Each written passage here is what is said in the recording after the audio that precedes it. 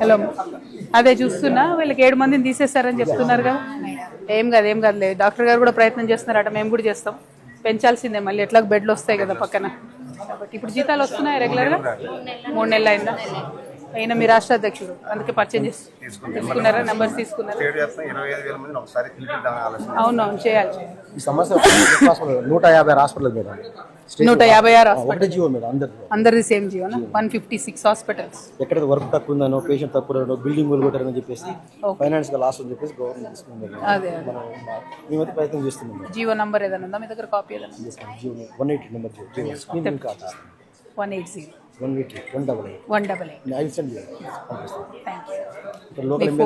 Local MLA గారికి ఇక్కడ ఇచ్చాను మేడం, ఇచ్చాను.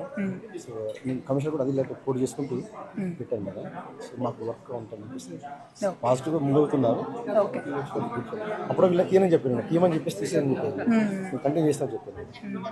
అంటే ఇప్పుడు ఇక్కడ మనకి ఏమైనా సీరియస్ కేసెస్ వస్తే ఎక్కడికి రిఫర్ చేస్తారు? సూర్యాపేట. సూర్యాపేట. ఇక్కడ ఎంపీ గారు ఇచ్చిన